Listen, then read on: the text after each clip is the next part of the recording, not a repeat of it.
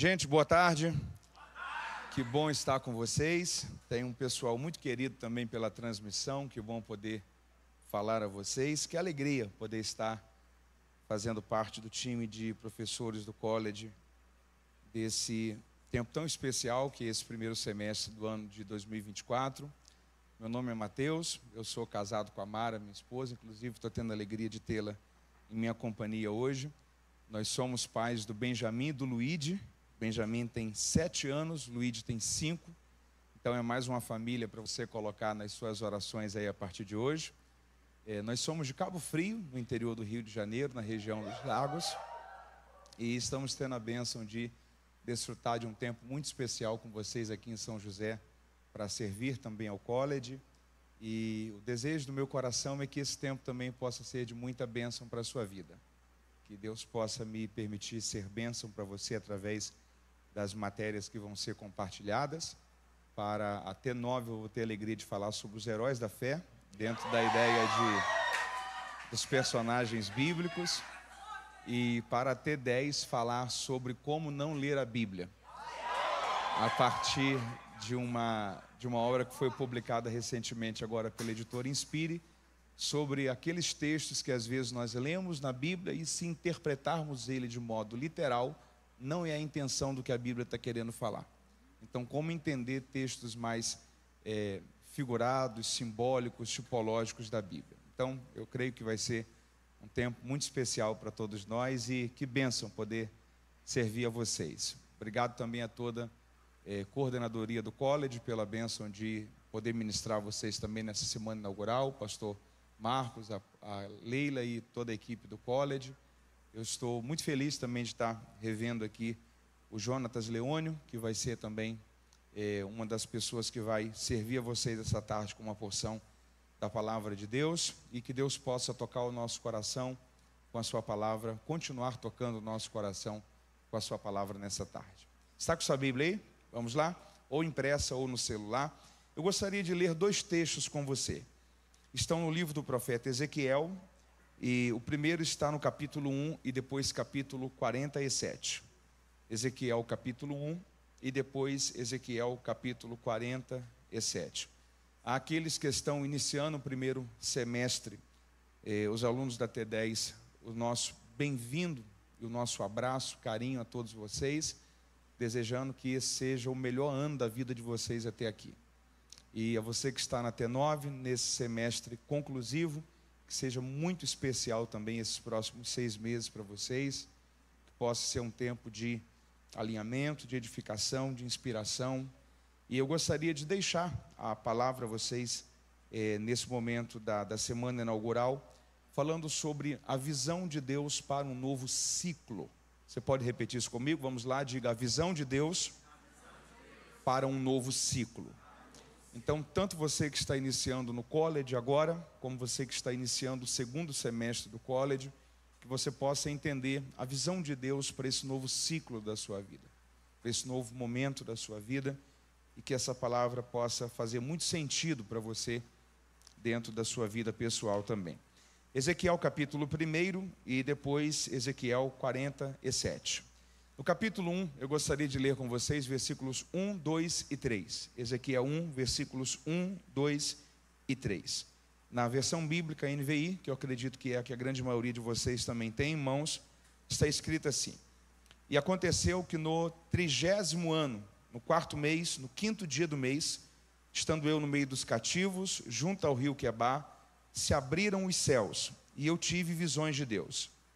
No 5º dia do mês, no 5º ano do cativeiro do rei Jeoiaquim, veio expressamente a palavra do Senhor a Ezequiel, filho de Buzi, o sacerdote, na terra dos caldeus, junto ao rio Quebar, e ali esteve sobre ele a mão do Senhor. Agora capítulo 47. Capítulo 47, do mesmo livro do profeta Ezequiel, também a partir do verso 1, capítulo 47, a partir do verso 1, está escrito assim: Depois disso me fez voltar para a entrada da casa, e eis que saíam águas de debaixo do umbral da casa, para o oriente, porque a face da casa estava de frente para o oriente. E as águas vinham de debaixo, desde a banda direita da casa, da banda do sul do altar. E ele me tirou pelo caminho da porta do norte e me fez dar uma volta pelo caminho de fora, até a porta exterior, pelo caminho que dá para o oriente. E eis que corriam águas desde a banda direita. Agora, olha o versículo 3. Saiu então um homem para o oriente, tendo na mão um cordel de medir, e mediu 1000 côvados, e me fez passar pelas águas. E eram águas que me davam pelos tornozelos, ou artelhos, dependendo da sua tradução. E mediu mais 1000, e me fez passar pelas águas, e eram águas que me davam pelos joelhos. E mediu mais 1000, e me fez passar pelas águas que davam nos lombos. E mediu mais 1000, só que agora era um rio que eu não podia atravessar, porque as águas eram profundas, águas que se deviam passar a nado, rio pela qual não se podia passar. Está comigo aí? Diga amém. Olha que coisa curiosa, dentro dessa dinâmica de que você precisa nesses dias buscar de Deus, entender de Deus, uma visão pessoal de Deus para a sua vida, para você enxergar esse próximo ciclo, os próximos anos da sua vida, dentro de um direcionamento de Deus para você. A vida de Ezequiel, ela está passando dentro de um turbilhão de problemas. Às vezes nós limitamos o nosso conhecimento do livro do profeta Ezequiel a apenas um capítulo. Qual capítulo? 37. 90% das vezes que nós vamos ler um texto do livro de Ezequiel é o capítulo 37, visão do Vale de Ossos Secos.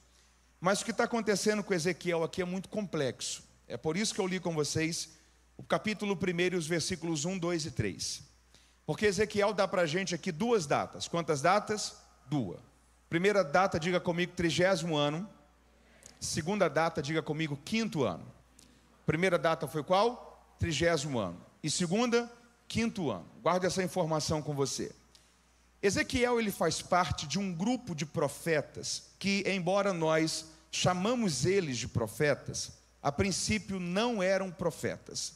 Tem 3 profetas que se encaixam nessa categoria. O primeiro é Jeremias. Jeremias, ele estava estudando para ser sacerdote, deixa isso bem claro no capítulo 1. Uma grande maioria daquilo que é chamado dos eruditos bíblicos, aqueles que se dedicam a estudar com muitos detalhes as histórias da Bíblia, chegam à conclusão que a idade de Jeremias no capítulo 1 era aproximadamente 22 anos.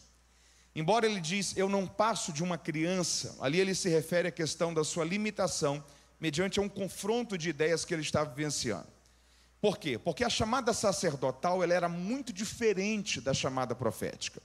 Alguém para ser sacerdote tinha que ter uma combinação de 4 fatores. Quantos fatores? 4. Em primeiro lugar, tinha que ser da tribo de Levi. Então, Mateus, se eu fosse da tribo de Levi, eu poderia ser um sacerdote? Nem sempre. Em segundo lugar, você tinha que ser de uma descendência sacerdotal na tribo de Levi. Deus havia estabelecido famílias na tribo de Levi para que geração após geração Deus provesse sacerdotes para o templo, para a sua casa. Então, em primeiro lugar, tinha que ser da tribo de Levi. Em segundo lugar, tinha que ser de uma descendência sacerdotal na tribo de Levi. Em terceiro lugar, alguém para ser sacerdote, o templo tinha que estar funcionando, porque só haveria sacerdócio se houvesse templo. As funções sacerdotais aconteciam no templo. Então, o sacerdócio era realizado no templo. E em quarto lugar, alguém para ser um sacerdote tinha que estudar dos 12 aos 30 anos de idade, 18 anos, uma imersão, um college extensivo, 18 anos entendendo e estudando sobre o que era o sacerdócio, sobre o que Deus esperava de um sacerdote, sobre quais eram as condições que Deus havia estabelecido para que alguém fosse sacerdote. A lei era muito complexa, não eram só 10 mandamentos, eram 10 mandamentos mais as 603 cláusulas do livro de Levíticos. Então eram 603 pontos que um judeu tinha que guardar, entender, aquilo ali criar raiz no coração, para ele saber o que Deus aprovava e o que Deus reprovava. Então imagina um sacerdote que era alguém que liderava com a liderança, com o ministério, com o serviço, por 18 anos. Ele viveria uma imersão extensiva, profunda, para ele entender aquilo que Deus havia estabelecido na lei para o sacerdócio. Guarde essa informação. Se Jeremias de fato está com 22 anos de idade, Deus chega para ele ali no capítulo 1 e Deus diz o seguinte, antes que você fosse formado no ventre da sua mãe, eu já havia escolhido você, eu já havia conhecido você, já havia te santificado e para as nações eu já havia te dado como profeta. Como profeta. Na cabeça de Jeremias, ele está se preparando para ser o quê? Sacerdote. Deus está dizendo o que para ele? Eu tenho um projeto para a sua vida, eu tenho um futuro pronto para você, só que não é pelo sacerdócio, é pelo ministério profético. Sabe o que Deus está dizendo aqui para Jeremias? Deus está dizendo o seguinte, e isso é uma chave que você precisa também carregar para a sua vida. Deus tem um futuro pronto, preparado para você. Mas você precisa entender que você só vai viver o que Deus preparou para você, se você aceitar ser aquilo que Deus escolheu que você seja. O caminho de Deus, o projeto de Deus não está desassociado do seu planejamento para a sua vida. A gente precisa entender que o cuidado de Deus vive quem obedece. Você pode repetir isso comigo? Diga, o cuidado de Deus é para aqueles que obedecem. Você lembra, por exemplo, da linguagem de Deus com Adão? Deus disse o seguinte, ó, Adão, você vai trabalhar aqui no Éden, e você vai colher, você vai lavrar a terra. Só que antes de Deus criar Adão, a Bíblia diz que Deus plantou um jardim no Éden. Plantou um jardim no Éden. Então a missão de plantar foi de quem? De Deus. Qual era a missão de Adão? Colher, trabalhar com a terra. Mas Deus havia plantado. Quando o homem peca contra Deus e sai do Éden, a consequência é, a partir de agora, do suor do seu rosto comerás. Sabe o que Deus estava dizendo? Daqui para frente, não sou mais eu que planto. É você que planta e é você que colhe. Porque Deus está estabelecendo uma lei sobre ele. O que Deus está dizendo é, quem não me respeita como Senhor, não me terá como provedor. Você precisa entender que o caminho de Deus, o futuro de Deus para a sua vida, está alinhado à sua obediência, à visão dele para você, ao propósito dele para você. Muitas pessoas queriam, por exemplo, ter vindo para desfrutar desse ano aqui no college. Você acha que você foi escolhido apenas porque você atendeu a uma combinação de critérios? É mais do que isso. Deus tem um plano para o seu futuro. Deus te trouxe aqui para esse tempo para liberar visão sobre você, entendimento, unção, graça, autoridade. É um tempo de ativação, é um tempo de que Deus está construindo em você muita coisa que nos próximos 5, 10, 15, 20, 30 anos da sua vida você vai desfrutar. Só que você precisa entender isso. Há um caminho pronto, construído, preparado de Deus para você, só que eu só vivo o que Deus preparou se eu me submeto dentro da visão de Deus. Só vivencia Deus como provedor quem entende e aceita Deus como Senhor. Deus estava dizendo isso para Jeremias. Deus estava dizendo, ó, eu tenho um futuro preparado para você como profeta. Se você quiser escolher a sua rota, legal, se atende ao critério para você vivenciar isso. Só que as nações, que é aquilo que eu preparei para você, eu te dei não como sacerdote, mas como profeta. Jeremias foi o primeiro que se enquadrou nessa categoria. Segundo foi Abacuque, diga comigo, Abacuque. Abacuque era um levita, trabalhava no cântico, na adoração do templo. Tanto que todo o livro de Abacuque está dentro de canções, não são oráculos proféticos. Você não tem, por exemplo, aquela constância de assim diz o Senhor, como os outros profetas. Ao ponto que ele vai vivenciando a prática da sua adoração, que ele tem a percepção profética de entender o seu tempo, ter uma visão de Deus clara sobre o que estava por vir e ser um canal de Deus para informar a palavra de Deus profética para a sua geração. E o terceiro, que a princípio não era profeta, era quem? Ezequiel. Ele está dentro de uma construção sacerdotal, se preparando para ser sacerdote, de uma descendência sacerdotal. E para ser sacerdote, quais eram as 4 combinações que tinha que ter? Em primeiro lugar, da tribo de Levi. Segundo lugar, de uma descendência sacerdotal. Terceiro lugar, o templo tinha que estar funcionando. E em quarto lugar, tinha que estudar dos 12 aos 30 anos. Junte essa informação agora com as 2 datas que Ezequiel deu no capítulo 1. Primeira data foi 30º ano. Que ano? 30º. Segunda data foi 5º ano. Que ano? 5º ano. O 30º ano aqui é o tempo de vida de Ezequiel. Era como se ele estivesse falando, ó, muito prazer, meu nome é Ezequiel, eu tenho 30 anos de idade. Peraí, se ele tem 30 anos de idade, isso é sinal de que a partir desse ano ele começou a vivenciar o seu grande projeto de vida.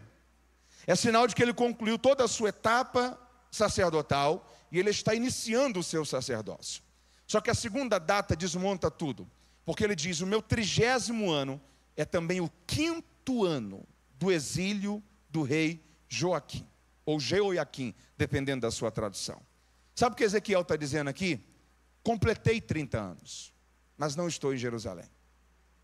Completei 30 anos. Mas 5 anos atrás, Nabucodonosor entrou em Jerusalém e destruiu o templo.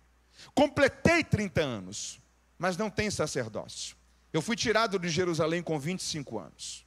Os meus estudos sacerdotais não concluíram. Não tem templo para que eu seja sacerdote. O que ele está dizendo é, o tempo que era para ser o tempo da minha grande realização, está se transformando no tempo do meu grande caos e da minha grande dor. Deixa eu dizer uma coisa aqui para você. Os nossos projetos estão sujeitos a sair da nossa organização pessoal. Os de Deus nunca. Você precisa entender que talvez muita coisa que você planejou em algum momento da sua vida pode não chegar a se concretizar. Mas eu preciso que você entenda isso essa tarde. Que Deus, Ele é soberano. Que os planos de Deus nunca podem ser frustrados. Que nunca podem ser impedidos. Quando Ezequiel está nesse cenário de caos, a Bíblia diz que de repente ele levantou a cabeça e ele diz, nesse tempo, 5º ano do rei do exílio, 30º ano da minha vida, junto ao rio Quebar, no meio dos exilados, ele está falando, é nesse cenário que de repente se abriram os céus e eu tive visões de Deus. O que Deus estava dizendo era, Ezequiel, eu vou interromper a sua dor. Eu vou interromper o seu caos. Eu vou interromper a sua crise pessoal. Deixa eu dizer uma coisa para você.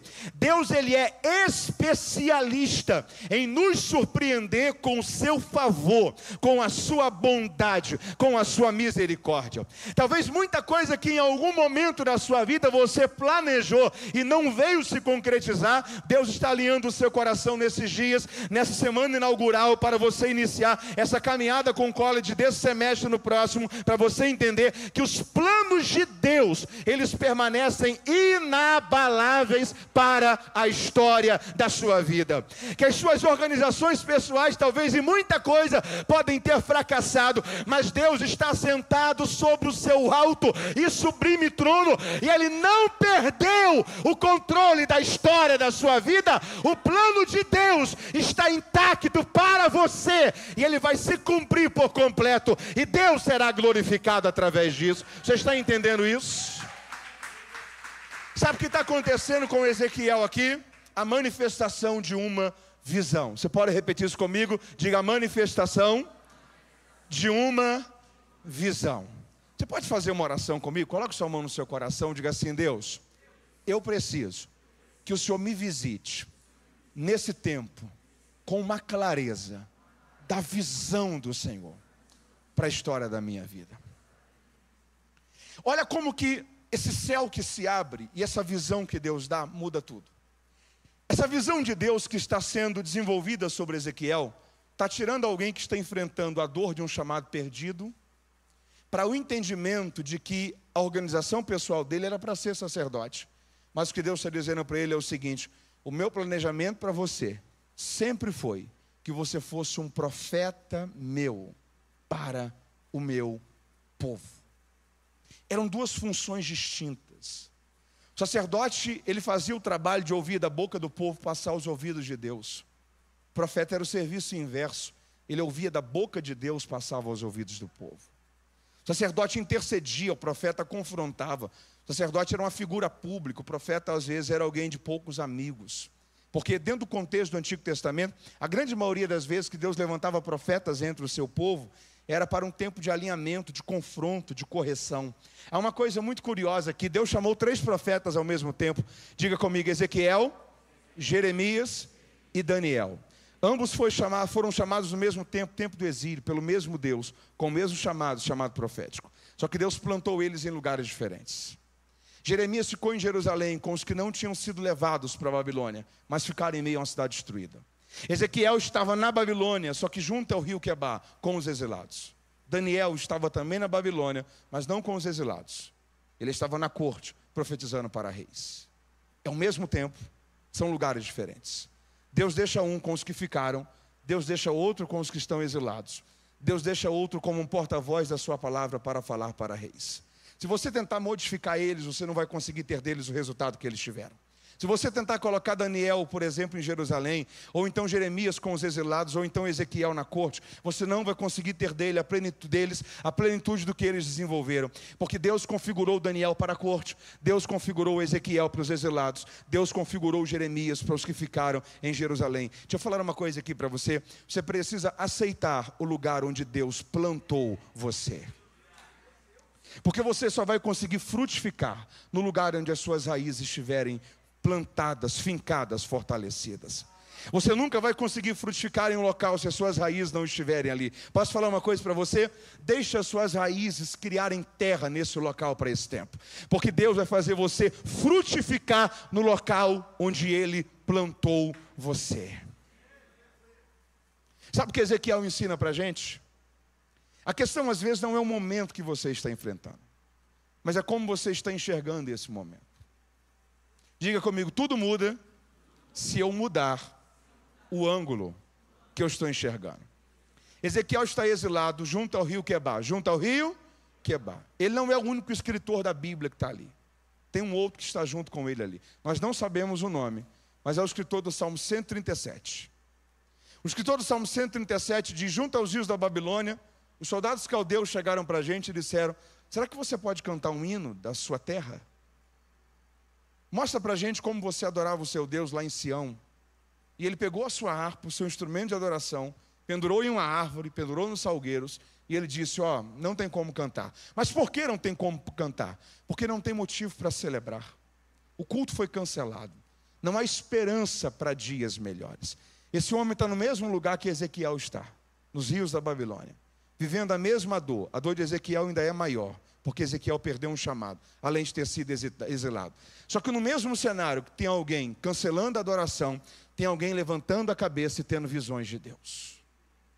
O mesmo ambiente que tem gente desistindo, é o mesmo ambiente que tem gente tendo uma visão nova de Deus para a história da sua vida. Nós estamos crendo e profetizando uma palavra de Deus sobre você nesses dias. No cenário que talvez muita gente desistiria, Deus vai te visitar com uma visão clara e haverá certeza de Deus sobre você acerca do plano que Ele tem para a sua história. Você pode levantar uma de suas mãos, diga comigo, Senhor, eu preciso de uma visão clara do Senhor para a minha vida. Repita comigo, o poder de uma visão. Me ajuda aqui, por favor, rapidinho. Você. Diga comigo, tudo muda se eu tiver uma visão clara de Deus para mim. Você pode repetir isso comigo? Diga, tudo muda se eu tiver uma visão clara de Deus para mim. Ele vai representar agora Deus. Ele vai representar quem? E eu vou representar Moisés. Quem? Moisés. Em Êxodo 33, Moisés chegou para Deus e disse assim, Senhor, mostra-me a tua glória. Mostra-me a tua? Mostra-me a tua? Você lembra que Deus respondeu? Deus disse, homem nenhum nunca viu a minha face. Só que eu vou te permitir ter uma visão minha. Deus disse o seguinte para Moisés, você vai entrar na fenda de uma rocha e eu vou passar. Imagine esse cenário, imagine que aqui tem a fenda de uma rocha, eu entrei dentro da fenda de uma rocha. Do meu lado esquerdo eu vejo o quê? Rocha. Do meu lado direito, rocha. Atrás tem o quê? Rocha. A única visão que eu tenho é a visão que está à frente. Só que de repente Deus passa, e a Bíblia diz que Deus coloca a sua mão no rosto de Moisés e tapa. Quando Deus termina de passar e tira a sua mão, que Moisés sai, Deus está seguindo nessa direção, ok? Vire para lá um pouquinho, por favor. Deus está seguindo nessa direção, e a visão que Moisés tem de Deus é uma visão de Deus pelas costas. Moisés queria ver o que? A princípio, diga comigo, glória. Deus se impediu ser visto pela face, mas Deus se permitiu ser visto pelas costas. Quando Deus deixa Moisés ter uma visão dele pelas costas, Deus está dando a Moisés a melhor visão que alguém pode ter de Deus. Porque ver Deus pelas costas é ter uma noção de para onde Ele está indo. Ver Deus pelas costas É ter uma visão da rota que eu tenho que seguir para eu não me perder dele. Ver Deus pelas costas é compreender qual o caminho, qual a direção que eu tenho que seguir, se eu quero acompanhar de perto aquilo que Deus está indo fazer agora. Se você pode, levante uma de suas mãos e diga assim: Senhor, não me deixe de fora daquilo que o Senhor está indo fazer nesse momento. Diga: eu preciso ter uma visão clara do Senhor para a minha vida. Diga: Senhor, me permita te ver pelas costas. Você está entendendo isso? Muito obrigado. Se você tiver uma visão clara de Deus, tudo vai mudar. Só que se esse tempo de 1 ano, dos próximos 6 meses, for só mais uma grade curricular que você vai cumprir, mas se você não buscar em Deus esse batismo de uma visão pessoal dele para você, talvez quando esse ano terminar, muita coisa pode ficar solta. A Bíblia fala sobre 2 livros, fala sobre dois. No Salmo, o salmista diz: Senhor, tu prescrevestes, tu enxergastes, tu planejou, o Senhor planejou os meus dias em um livro. Os meus dias em um? Os meus dias em um? Esse livro, se você me pedisse uma sugestão, eu te chamaria do livro do propósito. Você pode repetir comigo? Diga: livro do propósito. Me permita alegorizar isso daqui. Imagine Deus, por exemplo, prescrevendo o livro do propósito para Ezequiel. Você vai ser profeta para o meu povo. O livro do propósito, por exemplo, para Paulo ou Saulo, você vai ser apóstolo dos gentios. O livro do propósito, por exemplo, para Moisés, você vai ser o libertador da nação de Israel. Em um livro, o Senhor pré-escreveu todos os meus dias. Só que é um segundo livro que ele é muito preocupante. Ele está em Apocalipse 20. A Bíblia chama ele do livro das obras. Livro das? Se o livro dos propósitos é, na verdade, uma linguagem romantizada, alegórica, simbólica, que o salmista está usando para aquilo que Deus tem de planejamento para a sua vida. E ele cria um enredo dizendo que é como um livro que Deus estivesse escrito nele o projeto dele para você. O livro das obras não é o projeto, mas é o histórico, é o registro, é o texto final, é a biografia do que aconteceu. Sabe qual é a minha oração para que seja uma das suas prioridades a partir de hoje na sua vida? É que você no seu coração, a partir de hoje, diga: Senhor, o que o Senhor escreveu nesse livro sobre a minha vida? Qual é a visão que o Senhor tem para mim? Qual é o plano que o Senhor estabeleceu para os meus dias? Porque eu não quero viver a experiência de que o dia que Deus pegar o livro das obras e pegar o livro do propósito, onde Ele pré-escreveu os meus dias, e colocar um de frente para o outro, talvez Ele dizer: Mateus, que pena que não bateu. Que pena que eu até tinha um propósito para você, mas você quis ir do seu jeito, pelo seu caminho, pela sua vontade. Que você fez as suas escolhas, ao invés de buscar o que eu tinha escrito para você. Sabe o que resolve no seu coração isso? A clareza de uma visão. A clareza de uma. Eu entro aqui no final dessa palavra a você. Diga comigo em primeiro lugar, diga: a visão não é fácil. Segundo lugar, diga: a visão não é rápida. Terceiro lugar, diga comigo: a visão, ela é progressiva. Você lembra quando Jesus curou aquele cego? A Bíblia diz que antes dele ver com nitidez, ele via homens como árvores, via homens como... Ou seja, a visão era turva. Ele não conseguia identificar o que era pessoa, o que era árvores, o que eram pessoas, o que eram objetos. Mas ele já estava sendo curado, ok? A cura já tinha acontecido. Só que é uma visão que aconteceu de modo progressivo, A clareza foi sendo alinhada com o processo, ainda que rápido, mas com algumas etapas. Em primeiro lugar, a visão de Deus para a vida da gente não é fácil. Segundo lugar, não é rápida. Tem coisas que você não vai entender no primeiro mês do college. Tem coisas que talvez vai concluir o college e a visão ainda vai estar se tornando nítida aos poucos. E você não tem que entrar em crise por causa disso. Porque se você comparar a visão que você tinha antes do futuro e como Deus foi encaixando as peças do propósito dele para você, você vai ver que um pouco de nitidez já foi sendo acrescentada. Porque além de não ser rápida e além de não ser fácil, a visão de Deus também é progressiva. Ela é progressiva. Sabe o que sintetiza isso? A experiência de Ezequiel no capítulo 47. E eu concluo te dando algumas informações rápidas a partir dessa visão do capítulo 47. Guarde isso com você. A caminhada com Deus é a caminhada por um rio. Você pode repetir comigo? Diga que a caminhada com Deus é a caminhada por um rio. Vamos de novo, bem forte. Diga: a caminhada com Deus é a caminhada por um rio. A visão de Deus não é rápida, não é? A visão de Deus não é fácil, não é? Fácil. E ela é o quê? Progressiva. Apareceu um varão, um ser espiritual, uma representação de Deus, em uma visão. E ele convida Ezequiel para um caminho. E ele mede 1000 côvados. Mede 1000 côvados. O côvado, embora seja uma linguagem bíblica, dentro daquele contexto que talvez no nosso primeiro olhar nos dê a impressão de ser algo bem arcaico, de uma terminologia para distância bem ultrapassada, mas é um termo dentro do contexto bíblico que media 45 centímetros.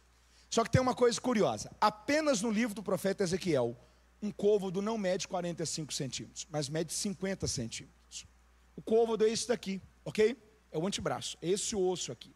A única explicação para isso é que no processo na personificação da visão para Ezequiel, ao ponto que ele vai medindo 1000 côvados, a estrutura óssea de Ezequiel fosse que o côvado dele medisse 50 centímetros, ao invés de 45 centímetros, que era a medida média para todos os outros textos que têm a medida de côvado no contexto bíblico. Então, 1000 côvados aqui são 500 metros. Quantos metros? 500. Guarde essa informação. Primeiro ciclo da visão que ele vivencia, a direção é: conte 1000 côvados. Então ele anda 500 metros. E a água está onde? Tornozelo ou artelhos. Depois tem uma nova direção: ande mais 1000 côvados. A água vem para onde? Joelhos. Terceiro lugar: conte mais 1000 côvados. A água vem para onde? Região lombar, entre cintura e ombros. E depois conte mais 1000 côvados. Só que são águas que ele vai andando, mas de repente são águas profundas demais, que ele não consegue mais andar por elas. Águas que tinham que ser atravessadas a nado. Ele diz rio pela qual não se podia passar. E ele diz que ele foi levado pelo Senhor nessa visão. Entendeu comigo esses 4 processos? Diga amém. Diga comigo: tornozelo, joelho, região lombar e águas profundas. Vamos lá, diga: tornozelo, joelho, região lombar e águas profundas. Deixa eu apenas apresentar rapidamente para fechar 4 características que a gente precisa levar na nossa caminhada com Deus. Aplique isso para a sua vida nesse ano de college, aplique isso para a sua vida na sua caminhada ministerial. Primeira característica. Deixa eu fazer uma pergunta aqui para você. Quem aqui já entrou em um rio? Levante sua mão aí, ok? Tem um ditado muito curioso que diz que nunca se entra em um rio com os 2 pés. Você coloca um pé, não deu pé, você faz o quê? Opa, você volta. Você já entrou andando em um rio? Você andou quantos metros? 2, 3. Você anda 4 metros num rio, já não dá pé. Ou você nada, ou você volta. Quem é que entra dentro de um rio e conta 500 metros?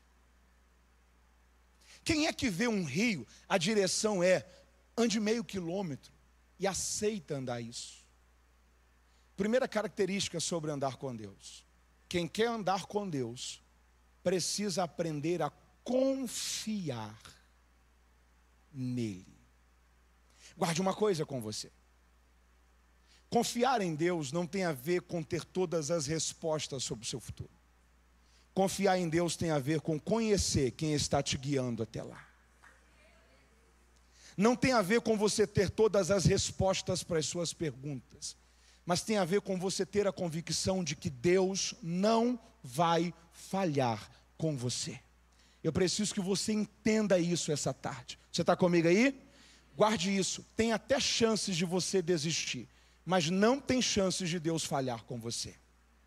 Tem até chances de você desistir, mas não tem chances de Deus falhar com você. Deixa eu te lembrar isso daqui como Elias. Você lembra o que Deus disse para Elias? Deus disse: Elias, vá para o Querite, porque eu já ordenei aos corvos que te sustentem. Tinha chance de Elias não ir para o Querite, sim ou não? Sim. Tinha chance dele chegar no Querite e Deus não cuidar dele? Não. Aí quando o ribeiro se secou, Deus disse: Elias, agora vá para Serepta, porque eu já ordenei a uma viúva que te sustente. Tinha chance de Elias não ir para Serepta, sim ou não? Sim. Tinha chance dele chegar em Serepta e Deus não cuidar dele? Não. Sabe o que a gente precisa entender? A comunicação de Deus é: vá para o Querite, eu já ordenei a corvos. Vá para a Serepta, porque eu já ordenei a uma viúva. Você precisa entender que com você Deus fala, com a providência Deus ordena.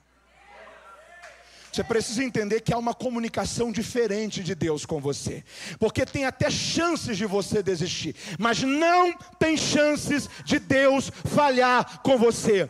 Eu estou crendo em uma palavra de Deus esta tarde sobre a sua vida. Caminhar com Deus tem a ver com confiar nele. Se você não desistir, Deus vai cuidar de você e vai guiar todos os seus passos. Você pode celebrar a Deus por isso?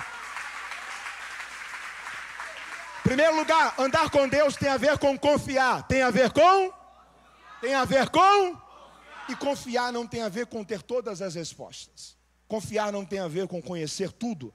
Confiar tem a ver com conhecer quem está guiando você até lá. Segunda coisa, Ezequiel andou 500 metros. Qual a distância? E as águas estavam onde? Primeiro, aonde? Tornozelo. Da planta do seu pé para o tornozelo, você tem quantos centímetros? 4. Ok? Que rio é esse?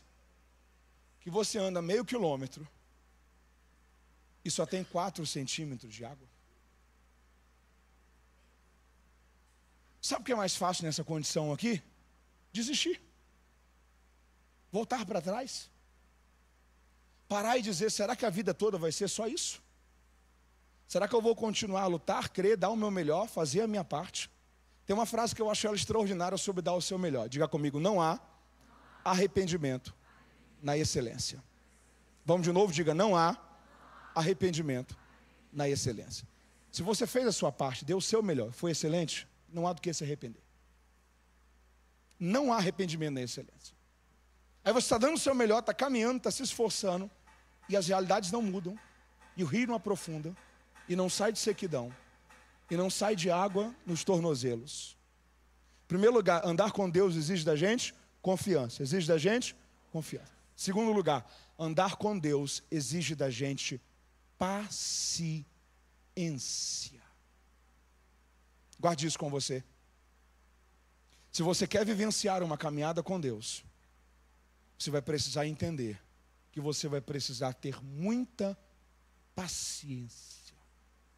Porque as coisas não vão acontecer na velocidade que você quer, no ritmo que você quer, do jeito que você quer. Só que você precisa entender que você está sendo guiado. Você está sendo? Levou 500 metros para crescer 4 centímetros de água, sim ou não? Sim. Só que depois ele tem a mesma medida de esforço, 500 metros. E o que levou meio quilômetro para crescer 4 centímetros, agora cresce pelo menos 40. A água vem para o joelho. E se a segunda medida foi maior do que a primeira, a terceira ainda é maior, porque sai do joelho e vem para a região lombar. E a quarta ainda é maior do que a terceira, porque sai da região lombar e se torna águas profundas. Sabe o que Deus está dizendo para você esta tarde? Tenha paciência, porque o começo sempre será mais difícil. Só que se você não desistir, você vai perceber que com o tempo, vai passar o mesmo tempo, mas resultados muito mais abundantes de Deus virão sobre você. Você vai ter o mesmo tempo de entrega à leitura da Bíblia. E talvez aquilo que você lia 1, 2, 3, 4, 5 horas e parecia que não fazia sentido, mas você não desistiu de aprofundar em Deus. Daqui a pouco, em leitura de 30, 40, 50, 60 minutos, você vai perceber que a medida de entendimento, de revelação foi muito maior. Eu estou crendo em nome de Jesus sobre a sua vida. Deus vai depositar paciência sobre o seu coração, para que você não desista por causa das realidades que você talvez esperava algo muito diferente. Talvez você está andando, e águas ainda estão nos tornozelos. Deus está renovando a sua paciência essa tarde, para você entender que se você não desistir, há um rio extraordinário de Deus para você. Deus vai te envolver nessas águas. Você pode dar glórias a Deus por isso? Em primeiro lugar, exige confiança. Segundo lugar, exige paciência. Terceiro lugar e penúltimo lugar, as medidas mudaram, sim ou não? Mas mudaram com Ezequiel parado? Não. Mudaram com Ezequiel em movimentação. Terceiro lugar, guarde isso. As medidas só mudam se você se movimentar. O rio não acontece para quem para. O rio não acontece para quem desiste fácil. A caminhada com Deus não é para quem desiste por causa de qualquer coisa. As medidas só mudam se você se movimentar. Porque em primeiro lugar, andar com Deus exige confiança. Em segundo lugar, exige paciência. Mas em terceiro lugar, exige iniciativa. Esses dias eu ouvi uma história que eu achei ela extraordinária. O Texas tem um pastor chamado Robert Madu. Ele é pastor em Dallas. E ele conta que ele recebeu um convite para pregar na Geórgia, na cidade de Atlanta. Quando ele chegou para embarcar, as portas do aeroporto de Dallas estavam fechadas. E ele começou a ficar um pouco preocupado com aquilo. Passou 2, 3, 4, 5 minutos e nada, ele começou a ficar um pouco agitado. E ele começou a dizer, não é possível, que não tem ninguém, que não tem como, o horário do voo é daqui a pouco. Ele se aproximou um pouco da porta para ver se ele conseguia identificar algum funcionário do lado de dentro do aeroporto. E quando ele se aproximou para tentar visibilizar e visualizar algum funcionário do lado de dentro, de repente as portas do aeroporto se abriram e ele disse, ufa, graças a Deus eu não vou perder o meu voo. Ele foi ao banheiro e quando ele se levantou, sem que ele precisasse apertar nada, a descarga foi ativada. Ele achou aquilo muito curioso. Quando ele foi lavar a mão, ele simplesmente se aproximou um pouco da pia e a torneira começou a derramar água na mão dele, sem que ele abrisse qualquer torneira. Ele parou e disse, uau, as coisas começaram a acontecer de uma forma muito fácil, de 5 minutos para cá. Deus deve ter um plano muito incrível para essa viagem. E ao ponto que ele foi narrando esses fatos, eu comecei a pensar, o que você está pensando agora? Será que esse homem não havia percebido que em ambientes como aeroportos, as coisas funcionam por meio de sensores? Se você se aproxima de uma porta, ela se abre. Se você se levanta, a descarga é ativada. Se você colocar a sua mão, a água desce na sua mão, sem que você abra nenhuma torneira. E ele disse, eu sei que em ambientes como aeroportos, as coisas funcionam por meio de sensores. Mas o que eu preciso que você entenda é que embora aquilo estivesse pronto para acontecer, se eu não me posicionasse em relação àquilo, aquilo permaneceria pronto, porém ainda sem acontecer. Porque você precisa entender que as medidas só mudam se você se movimentar. Você precisa entender que parado nada vai mudar para você. A mulher do fluxo de sangue ensina isso para a gente. Tinha mais gente doente naquela multidão, sim ou não? Além dela, outra pessoa foi curada. Se ela não tivesse tocado nas orlas das vestes de Jesus, ela teria sido curada. Sabe o que ela está ensinando para a gente? Tem mudanças que só vão acontecer na sua vida se você provocá-las, em vez de esperar que elas aconteçam naturalmente. O Senhor está dizendo para você esta tarde, chegou um tempo de mudanças de níveis na sua vida, mas você precisa entender que tem passos que você vai dar, que tem medidas que vão mudar porque você não vai parar, que você vai continuar tendo paciência, que você vai continuar tendo confiança, mas você começará a ter iniciativas e Deus vai começar a te ajudar a viver realidades novas do plano dele para você. Você está entendendo isso? Levante sua mão e diga, Deus, envolva a minha mente e o meu coração. Eu preciso ter iniciativas que me levarão a uma realidade nova. Em primeiro lugar, andar com Deus exige confiança. Segundo lugar, terceiro lugar, quarto e último lugar, olhe para cá. Ezequiel saiu de água nos tornozelos para águas profundas, sim ou não? Foi o rio que subiu? Não. Quarto lugar, não é o rio que sobe, é você que se aprofunda.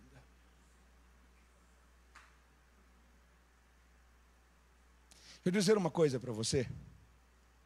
Tem gente que vai viver a vida inteira às margens de viver os anos mais extraordinários da sua história, mas não viverá, porque não vai sair do raso. Tem gente que viverá a sua vida inteira às margens de viver as experiências mais incríveis com Deus da sua vida, mas não viverá por falta de iniciativa. Porque em primeiro lugar, andar com Deus exige confiança. Em segundo lugar, paciência. Em terceiro lugar, iniciativa. Mas em quarto lugar, andar com Deus exige dedicação.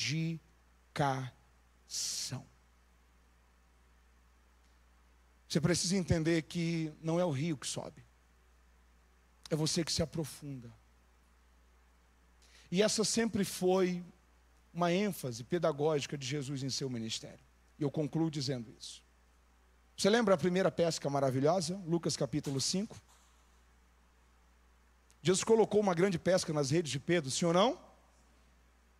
Aquele cardume veio na margem? Não. A Bíblia diz que Jesus disse para Pedro, vamos ao mar alto, vamos ao mar. Algumas traduções dizem, vamos aonde as águas são profundas. Eu gosto dessa tradução.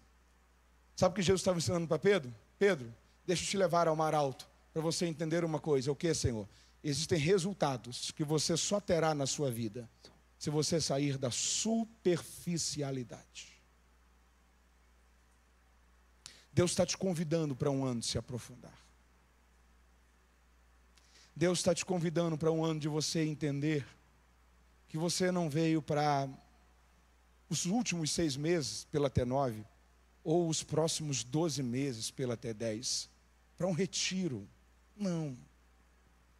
Eu vim para passar 12 meses em São José, que é uma cidade muito boa. Não. Deus está dizendo para você, você está entrando em um rio, que Deus está te ensinando um ciclo para você construir.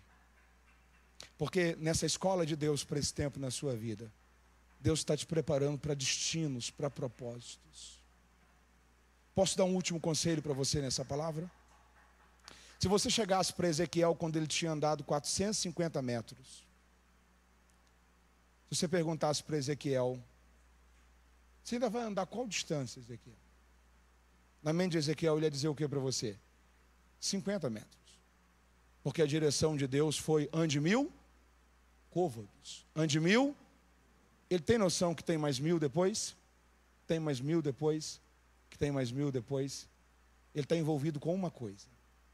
A direção de Deus são os 1000 côvados de agora. Mateus, mas quando esse ano de college acabar da minha vida, o que vai acontecer? Você precisa entender uma coisa. Uma nova direção de Deus só vem depois que uma direção antiga é concluída. A nova direção de 1000 côvados só é dada quando os primeiros 1000 côvados são caminhados. Você está entendendo isso? Você não tem noção da rota que Deus já construiu para o seu amanhã.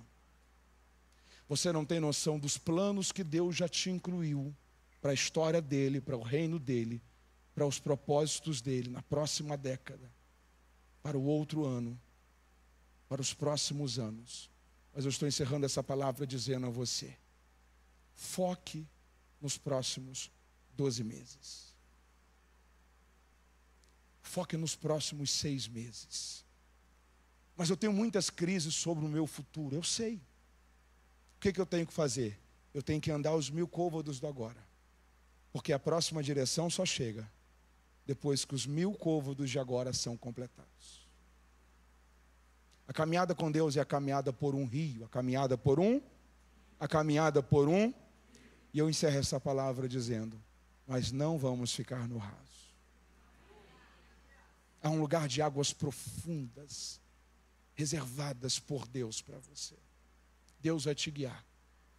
dentro de uma caminhada de confiança, de paciência, de iniciativa, de dedicação. Eu quero te dar os parabéns, porque acabaram de se iniciar os melhores anos da sua vida. Você pode ficar em pé comigo? Essa palavra foi útil para você? Coloque sua mão no seu coração. Diga comigo: a visão de Deus para um novo ciclo. Diga de novo: a visão de Deus para um novo ciclo. Posso falar uma coisa para você? Esquece o que ficou para trás. Eu não estou falando de pai, de mãe, de igreja, ok?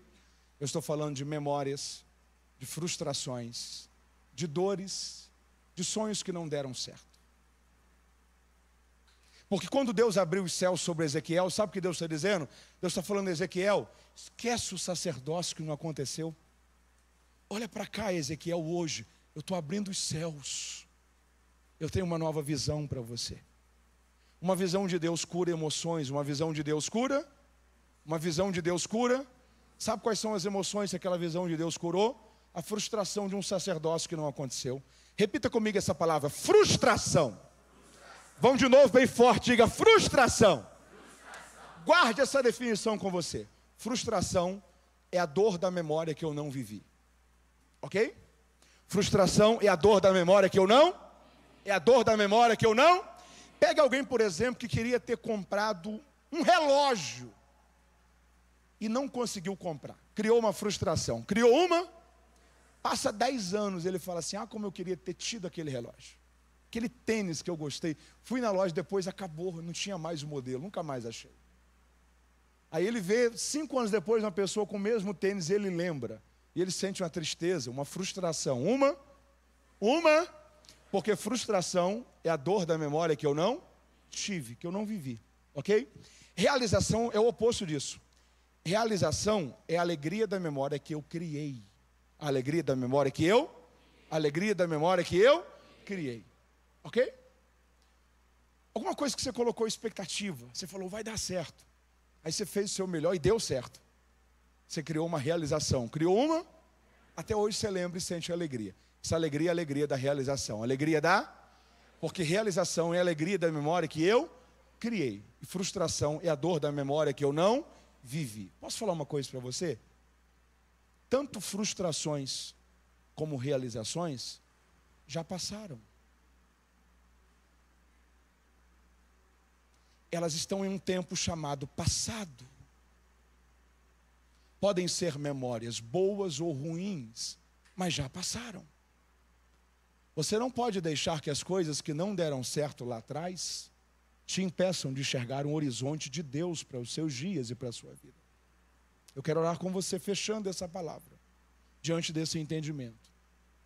Inicie esse semestre, ou esse ano de college, entregando a Deus as tristezas das frustrações. Porque elas ficaram no passado e são apenas memórias. As realizações também. A palavra de Deus para a gente é: basta cada dia o seu mal. Você precisa entender que no seu hoje, Deus está cuidando de você. E a palavra que Deus colocou no meu coração para dizer a você é que uma visão de Deus marca o início de um novo ciclo para a história da sua vida. Envolva com esse ano, com esses próximos 6 meses. Ande esse rio. Deus já está lá na frente, com tudo pronto, no tempo certo. As direções de Deus virão de modo pontual para guiar a sua história. Coloque sua mão no seu coração. Diga: Senhor, os meus dias foram entregues a Ti, e eu consagro eles ao Senhor. Diga: eu estou em uma semana de consagração no college. Diga: ó Deus, marca a minha vida. Enche-me ainda mais com o Teu Espírito. Me batiza em uma visão do Senhor para a minha vida. Eu rejeito tudo aquilo que o Senhor não tem para mim. E eu não abro mão de vivenciar nada daquilo que o Senhor preparou para mim. Diga: eu alinho o meu coração em submissão ao Seu senhorio, ao Seu propósito. E eu te peço, abençoe esse próximo ciclo e me visite com uma clareza acerca da visão que o Senhor tem para a minha vida. Amém? Que Deus te abençoe em nome de Jesus.